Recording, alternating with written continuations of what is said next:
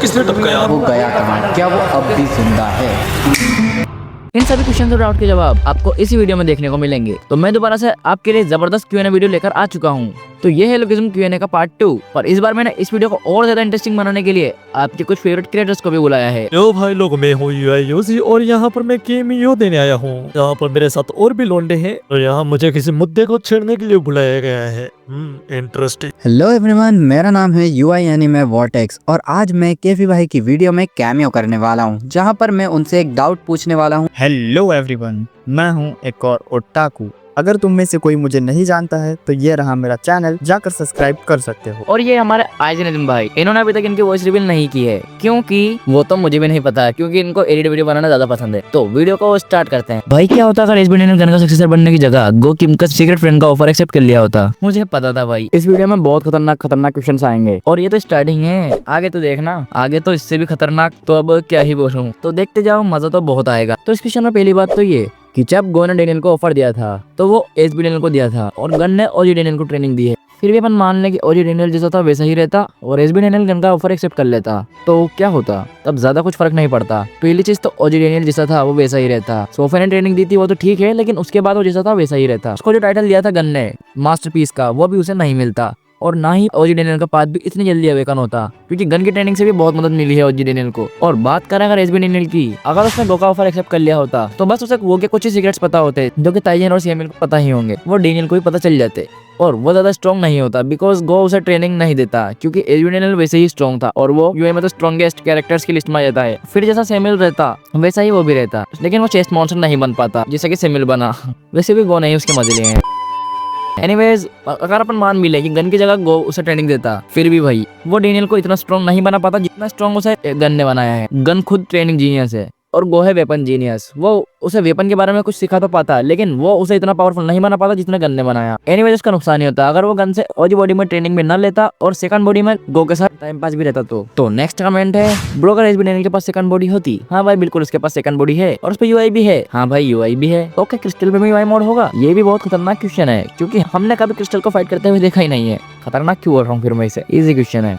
एक बार उसे boxing practice करते हुए दिखाया था एक पैनल में। जब उसने गन को कॉल किया था तब जेम्स ली की और गन की हमें फाइट देखने को मिल सकती थी, पर चार्ल्स चोई ने क्रिस्टल से बोला और क्रिस्टल ने गन से बोला, तो हमें क्रिस्टल के बारे में फाइटिंग के रिलेटेड कुछ नहीं बताया गया। पर जब क्रिस्टल के पास भी सेकंड बॉडी है तो उसकी भी कुछ तो स्पेशलिटी होगी, जैसे कि डेनियल की सेकंड बॉडी बिल्कुल परफेक्ट है, वैसे ही क्रिस्टल के पास भी कुछ यूनिक चीज तो होनी चाहिए ना। पर पूरी मानो में हमें ये भी नहीं बताया गया कि क्रिस्टल की सेकंड बॉडी डेनियल की सेकंड बॉडी की तरफ बिल्कुल परफेक्ट है। और बात रही यूआई की, तो हमें यूआई मोड बहुत कम लोगों के पास देखने को मिला है, पर क्रिस्टल के पास तो नहीं होगा। वैसे भी हमने किसी फीमेल कैरेक्टर के पास यूआई मोड नहीं देखा, तो आई थिंक उसके पास तो नहीं होगा शायद। उसके पास सेकंड बॉडी है तो उसके पास कुछ यूनिक चीज जैसे कॉपी स्किल तो हो ही सकती है, मैं कंफर्म नहीं बता रहा हूँ, हो सकती है बस। पर आगे धीरे धीरे सब चीजें रिवील होंगी, तो देखेंगे आने वाले चैप्टर्स में। तो नेक्स्ट कमेंट है, एक भाई ने 3 क्वेश्चन पूछे हैं अलग अलग कमेंट करके। तो उनका फर्स्ट क्वेश्चन है, who is the richest person in lookism? Simple answer है यार, जो कि इसी कमेंट के रिप्लाई में बताया एक बंदे ने, T Hong, father of J Hong. इसी भाई का second comment, who is the most beautiful girl in lookism? ये तो विवाद करवाने वाला क्वेश्चन आ गया। किसी ने इस कमेंट का भी रिप्लाई दिया है, रिपोर्टर किम।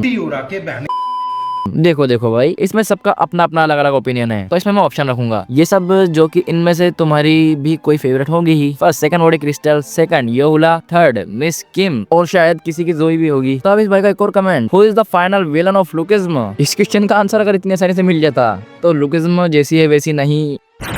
खैर, इन्होंने मेरा ओपिनियन पूछा है, तो मैंने इस टॉपिक को लेकर पहले भी कुछ सोचा तो था। अब इसमें मैं सिर्फ मेरा ओपिनियन बताऊंगा, तुम एग्री करो या ना करो वो तुम्हारे ऊपर है। विलन तो बहुत देखे हैं अलग अलग पर्सपेक्टिव से, पर इन्होंने लुकिज्म का फाइनल विलन पूछा है, तो मेरा जवाब है सेकंड बॉडी ऑफ डेनियल। अब मेरे जवाब पे टॉपिक पर मैं ज्यादा बात नहीं करूंगा, क्योंकि बाकी भाइयों के भी तो कमेंट लेने हैं। अगर आपको मेरे जवाब में थोड़ा सा भी इंटरेस्ट हो, या मतलब आप जानना चाहते हो कि मेरे जवाब के पीछे क्या राज है, तो कमेंट में बता देना, मैं इस टॉपिक पर अलग वीडियो बना दूंगा। क्या जे गे है? हाँ बिल्कुल। क्या बोला तूने? नहीं, मजाक कर रहा था। वैसे बहुत लोगों को लगता है कि वो है हाँ गे, पर ये बात डेनियल को भी पता है कि जे उसके साथ फ्रेंडली रहता है। हाँ, बस उसकी दोस्ती हमें कुछ पैनल्स में बहुत खतरनाक दिखाई है, पर डेनियल तो जे को सिर्फ दोस्ती मानता है। अब मुझे वो नहीं पता कि डेनियल को भी बॉयज में इंटरेस्ट हो। तो नेक्स्ट कमेंट है, हेलो ब्रो। हेलो, अगर गो किंग जस्ट 1 आवर की फाइट में इतना स्ट्रॉन्ग हो सकता है तो just imagine gun power power level now. पहली बात, ये दोनों अलग है, उनका ब्लड लाइन भी अलग है, बस गन और गो साथ रहते थे। तो देखो भाई, गो की अलग बात है, उसने बहुत सोच के इसकी स्वॉर्ड की 50 टेक्निक बनाई है और मैं मानता हूँ कि गन भी बहुत ज्यादा पावरफुल है और वो प्रेजेंट में भी और पावरफुल होना चाहता है, बट दोनों की बात अलग है क्योंकि वो दोनों अलग है। तो बढ़ते हैं नेक्स्ट कमेंट पर। इस Gitae Kim actually a true evil character और a broken character with a sad story? Gitae Kim के जो पापा मतलब Gabriel Kim I mean since जो थे वो ऐसे ही थे जिन्हें खुद की औलाद से ज्यादा दूसरे बच्चों की फिक्र हो। एनीवेज, कीटे किम जैसा इंसान ना मुझे ब्रोकन कैरेक्टर लगता है कोई विलन, मतलब मेरी नजर में वो होते हैं ना एडे टाइप के लोग, ये वही है जो एड़ा बनकर किसी का हाथ कुछ और भी टेढ़ा कर सकता है और ये एडी वाली हरकतों से विलन बन चुका है। वैसे अब मुझे लगता है कि हमें बहुत जल्द कीटे किम की बैक स्टोरी देखने को भी मिलेगी और उसमें आप देख लेना कि इसकी बैक स्टोरी सैड है या कैसी। मुझे नहीं लगता कि इतनी ज्यादा खतरनाक होगी लाइक विंजिन। तो नेक्स्ट कमेंट है, what if Gun accept Goo offer and betrayed Charles Choi? ये क्वेश्चन पूछा है खुद जुनको भैया ने। तो गो भैया अगर उस टाइम गन आपकी सुन लेता, मतलब आपके साथ आ जाता और चार्ल्स चोई को धोखा दे देता, तो पहली बात वो अभी जेल में नहीं होता और उसे इतनी खतरनाक फाइट भी नहीं करनी पड़ती जो उसने सभी नमूनों आई मीन सभी फाइटर्स से की थी। तो उसे इतने लोगों से फाइट भी नहीं करनी पड़ती। और अगर चार्ल्स चोई का लास्ट डिसीजन रेड पेपर के सामने आने के बाद मरना ही था तो चार्ल्स चोई बहुत पहले ही मर चुका होता। ऐसे होने वाले में तो बहुत कुछ हो चुका होता, पर ऐसा हुआ नहीं ना क्योंकि गन ने गो का ऑफर एक्सेप्ट नहीं किया। तो नेक्स्ट कमेंट है, क्या गो गन से ज्यादा स्ट्रॉन्गर है और क्या गो कीटे से ज्यादा स्ट्रॉन्गर है? मतलब इन्होंने पूछा कि क्या गो गन और कीटे से ज्यादा स्ट्रॉन्ग है। कीटे किम की बात करें तो उसकी पूरी पावर हमने अभी तक नहीं देखी, पर ये पक्की बात है कि कीटे किम भी बहुत ज्यादा स्ट्रॉन्ग है। तो इसका कंपैरिजन अपन ऐसे ही किसी के साथ नहीं कर सकते। और बात रही गो और गन की, तो गो ने इंचो नाक में उसकी एक और स्पेशलिटी दिखाई, उसकी स्वॉर्ड की 50 टेक्निक्स की बात कर रहा हूँ, और गन ने पहले गो को हरा दिया था। पर अब गो की 50 टेक्निक्स के बाद अपन गो और गन को किसी से स्ट्रॉन्गर तो नहीं पर इनकी पावर लेवल्स इक्वल है ये अपन बोल सकते हैं। और गन तो और पावरफुल होता जा रहा है, फिर भी इन दोनों को या इन तीनों को इक्वल समझ सकते हैं पावर लेवल्स में। नेक्स्ट बहुत खतरनाक क्वेश्चन है, जे के पापा ने यानी स्टीव होंग ने ऐसा घर से क्यों निकाला? इस भाई ने अंदर की बात पूछ ली। एनीवेज, इसका जवाब डायरेक्टली देना तो बहुत मुश्किल है, पर मैं ये बता सकता हूँ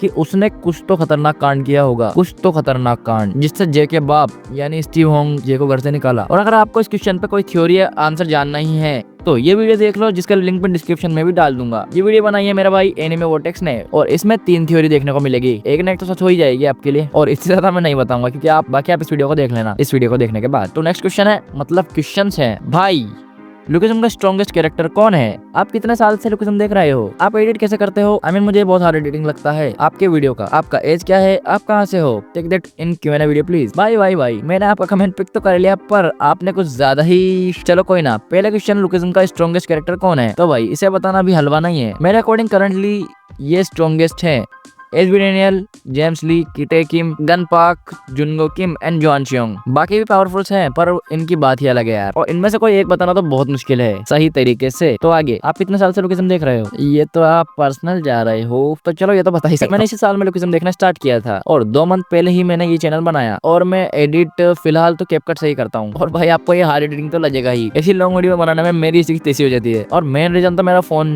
जो कभी कभी क्रैश भी हो जाता है, मतलब स्टोरेज प्रॉब्लम वगैरह, पर मैं कैसे ना कैसे आपके लिए मैनेज कर ही लेता हूँ। इसके बाद आपने पूछा आपका एज क्या है? ये तो पर्सनल होता ही जा रहा है। मैं नेक्स्ट ईयर 18 का हो जाऊंगा और मैं राजस्थान से हूँ। भाई मैंने लुकिज्म के क्वेश्चन की बात की थी, आप तो कहीं और। तो नेक्स्ट कमेंट है, क्या कोकिम भी ओलिवेन की तरह पेन फील नहीं करता? आई लाइक इट यूजी भाई। इंटरेस्टिंग। बिल्कुल भाई, इंटरेस्टिंग तो है क्योंकि अपन ने डैमेज होने पर अच्छे कैरेक्टर्स के रिएक्शन देखे हैं, पर ये गो इसे कभी असर ही नहीं होता। अब इस क्वेश्चन पर मैं 2 ऑप्शन दूंगा। फर्स्ट, कि सच में उसे पेन फील नहीं होता और उसने जब वो गन से फाइट की थी और जब वो हारा था गन से, मतलब TUI गन से, उसके लिए तो ऐसा भी हो सकता है कि गो कि इसके शरीर में कटाना आर पार हो गई और वो बहुत डैमेज हो गया, फिर भी वो और लड़ सकता था क्योंकि पेन फ्री लोग ऐसे ही होते हैं। और ये बात हमें पता ही है, जिनको पेन फील नहीं होता वो उनके मरते दम तक भी हंसते फाइट कर सकते हैं। और इंचुअन में भी मगरमच्छ से फाइट करते हुए गो इतना ज्यादा डैमेज हो चुका था, उसके बॉडी पर हॉरिंग स्वॉर्ड से खतरनाक गहरे कट पड़ चुके थे, फिर भी उसने बहुत अच्छी फाइट की जिसे सच में उसे पेन फील नहीं होता हो। और अब मैं अगर बात करूं सेकंड ऑप्शन की, तो गो को पेन फील होता हो पर वो उसकी चीख को अंदर ही दबा लेता हो, ये बोलना चाहिए वो उसके ऐसे फेस रिएक्शन को दिखाना चाहता हो। और मैंने जो फर्स्ट ऑप्शन में पहले बात की थी तब वो और लड़ सकता था, तो ऐसा भी हो सकता है कि तब गो उसकी लिमिट्स तक पहुंच चुका हो और उसके इतने ज्यादा डैमेज होने के बाद वो सच में आगे फाइट करने के काबिल ना हो, और वो रिएक्ट इसलिए ना करता हो क्योंकि उसे फाइट के टाइम कितना डैमेज पहुंचा इस बात की उसे फिक्र ही ना हो। वैसे होने में तो बहुत कुछ हो सकता था, पर मुझे भी बहुत हद तक ये लगता है कि गो भी पेन फ्री हो सकता है। होने में तो मैं भी गलत हो सकता हूँ, पर लुकिज्म में कहीं भी कभी भी कुछ भी देखने को मिल सकता है। तो अब देखते हैं नेक्स्ट कमेंट को। ये क्वेश्चन तो नहीं है, ये भाई तो पूछ भी नहीं रहे हैं, डायरेक्ट बता रहे हैं जेम्स ली इज एलाइट। वैसे ये सच है कि चार्ल्स की वजह से ही लुकिज्म की बहुत सी थ्योरी दबी हुई हैं, मतलब कहीं ना कहीं अटकी हुई हैं। सीधा बताऊं तो इनकम्प्लीट है। मैं इनके कमेंट में बोलूंगा कि जेम्स ली एलाइट तो नहीं है, क्योंकि जेम्स की अलग पहचान है, मतलब वो अलग बंदा है। और ये कमेंट ज्यादा एक्यूरेट तब होता है जब ये भाई जेम्स ली की जगह एसबी डेनियल करते हैं, क्योंकि अगर चार्ल्स की कोई दूसरी बॉडी होगी तो इसकी भी बहुत चांस है कि वो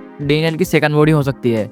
वैसे इस टॉपिक पे बहुत सी थ्योरी बनी हुई है, पर मैं बोल तो रहा हूँ यार कि चार्ल्स की वजह से इनकम्प्लीट या इनकरेक्ट है। वैसे मुझे तो यही लगता है कि एसबी डेनियल जब यूआई मोड में आ जाता है तब उसमें किसी दूसरे बंदे की कॉन्शियसनेस आ जाती हो। चार्ल्स या जिस बंदे की भी बॉडी हो या पहले थी उसकी कॉन्शियसनेस उसके अंदर आ जाती हो। अब आगे हम इस टॉपिक पर डीप नहीं जाएंगे क्योंकि उसका भी कुछ रीजन है। ऑडियंस के क्वेश्चन तो हो गए, लेकिन अब क्रिएटर्स के दिल की भी तो बात जाननी चाहिए ना। आई मीन उनके पास भी तो कोई क्वेश्चन या डाउट होंगे। तो अब सबसे पहले देखते हैं हमारे ओटाको भाई को। और कैसी भाई के लिए मेरा ये डाउट या ये क्वेश्चन है, शिनतारो यामाज़ाकी के मरने के बाद योदो मुरामासा सॉर्ड का हुआ क्या, या फिर वो अभी के टाइम पर करंट टाइम पर कहाँ है? ये सवाल काफी मसालेदार था, तो इसका जवाब भी मसालेदार ही दिया जाएगा। देखो, जो योदो मुरामासा कटाना है वैसे तो हमारे शिनतारो के पास थी, और थी मैं इसलिए बोल रहा हूँ क्योंकि दोनों भाई ऊपर गिल्ली डंडा खेल रहे हैं। जस्ट किडिंग, सीरियसली मत लेना। खैर, जब हमारा शिनतारो यामाज़ाकी टपका था तब स्टोरी के जैसा दिखाया था मुरामासा वही यामाज़ाकी क्लेन के पास ही होना चाहिए, और हो भी सकती है। लेकिन ये मेरा पर्सनल ओपिनियन या एक थ्योरी बताऊं कि वो स्वॉर्ड चौथी हो चुकी है और फ्यूचर में हमें उसे हॉरेंग स्वॉर्ड के अगेंस्ट देखने को मिल सकती है। हाँ तो यूजी भाई, अब आपकी बारी। अब मुझे किसी मुद्दे को छेड़ने के लिए बुलाया गया है।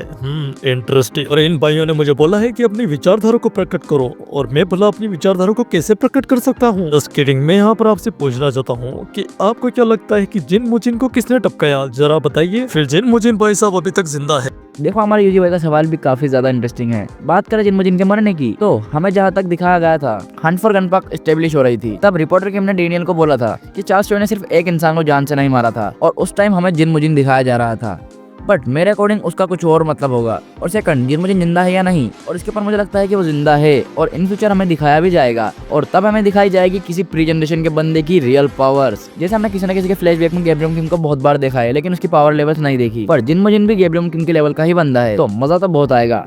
तो वोटेक्स भाई, अब आप। एक और बात, अच्छा, और कुछ भी है क्या? कि फर्स्ट एफिलिएट के अंदर एसबीयूआई डेनियल कैसे कर पा रहा था अटैक कॉपी हमारे किताई किम से? उस समय तक तो वो किताई किम से मिला भी नहीं था। ओहो भाई, तो मुझसे सारी लोकेशन की मिस्ट्री सॉल्व करवाना चाहते हैं। तो यूजी भाई ने पूछा है तो बताना तो होगा। ये बात तो सच है कि तब किताई किम को तो क्लियरली दिखाया भी नहीं गया था, और तब एसबी डेनियल उसके माउस कॉपी कर रहा था। तो इस मामले में मुझे लगता है कि जो डेनियल की सेकंड बॉडी का ओनर था, जिसकी वो बॉडी थी, उसने कभी किताई किम से फाइट की हो, और इसलिए ही वो किताई किम के माउस कॉपी कर पा रहा है। तो अब वोटेक्स भाई का नंबर। और मेरा डाउट कुछ ये है कि हमने जब विंजिन की बैक स्टोरी में देखा था कि जिन मुजिन ने ही अडॉप्ट किया था अपने सियोंजी युग को, मतलब काइंड ऑफ बचाया था और उसको ट्रेन किया था उसके स्टूडेंट की तरह। तो जब वो सियोंजी युग को छोड़ के जा रहा होता है, तब वो वहाँ पर काफी सारी चीजें और रेड पेपर छोड़ के जाता है। तो मेरे यहाँ से दो डाउट निकलते हैं। फर्स्ट, कि आखिर जिन मुजिन के पास रेड पेपर आया कहाँ से, और सेकंड, वो गया कहाँ? क्या वो अब भी जिंदा है?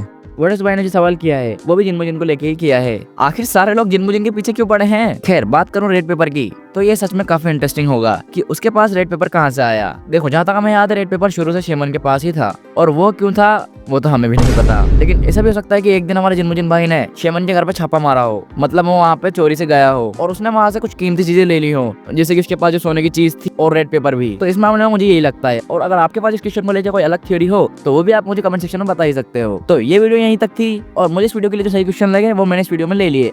अगर मैंने आपका कमेंट नहीं लिया होगा कि शायद मैंने देखा भी नहीं होगा। तो इस वीडियो में इतना ही। अब अपन मिलते हैं नेक्स्ट वीडियो में। गुड।